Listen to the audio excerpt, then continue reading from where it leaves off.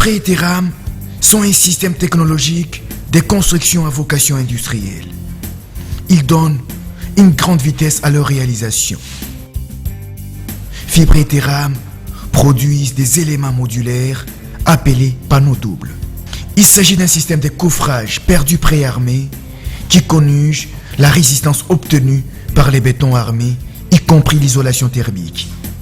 Le dimensionnement du béton et de l'isolation de ces panneaux varie selon les exigences projectuelles. Même à plus de 20 étages, elle maintient la même solidité parce que c'est une structure monolithique résistante aussi au séisme.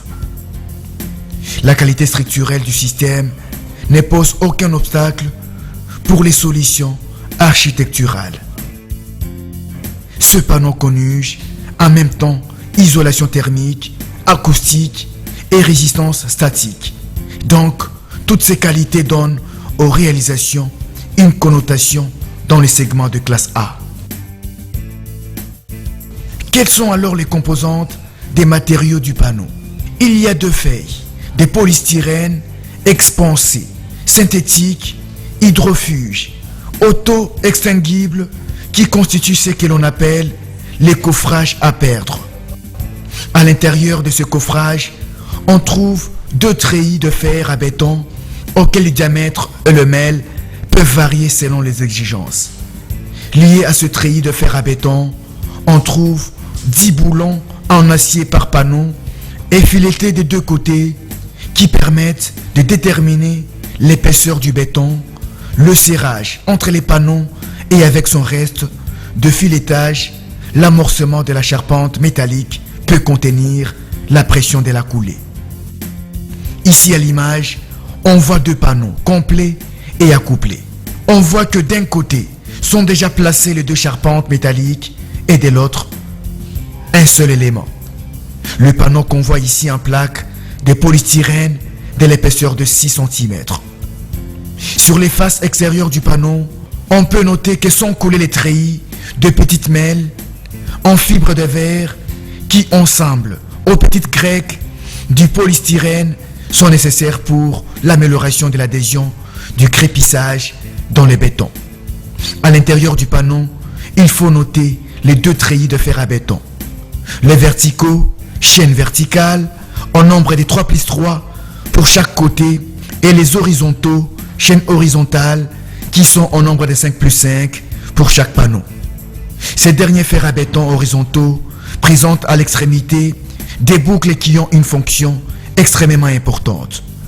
Les boucles se superposent au panneau contigu pour permettre d'insérer un fer à béton diamètre 8 avec la finalité de donner la continuité des fers à béton, chaîne horizontale et aussi l'accouplement des panneaux. On peut noter aussi que le fer à béton est correctement placé à l'intérieur du panneau parce qu'il crée l'espace demandé pour les bétons couvre-fer. L'élément qui détermine cet espace, c'est une plaquette obtenue dans une petite bande d'acier harmonique qui est électrosudée aux barres de fer horizontaux en même temps que son trou permet le passage du boulon connecteur de la plaquette à son extrémité présente une denture qui s'enfonce dans les polystyrènes. On observe aussi la position d'une autre composante, le boulon connecteur. Lui détermine avec deux rondelles soudées sur lui l'épaisseur du béton à l'intérieur du panneau.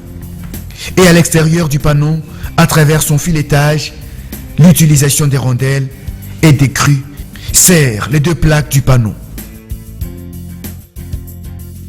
Dans les images, on voit qu'il va rester un grand nombre de filetages dans la cavité créée dans les polystyrènes. Le reste de ce filetage a une fonction très importante parce qu'acquis, la charpente métallique peut contenir la pression dans la coulée pour amorcer l'échafaudage et après, on peut l'utiliser pour le revêtement de la paroi des grands immeubles. Les plaques de polystyrène ont subi une procédure pour obtenir à chaud les cavités tronconiques et un trou bien défini qui est la tâche du boulon. On peut aussi noter le treillis en fibre de verre pour l'enduire.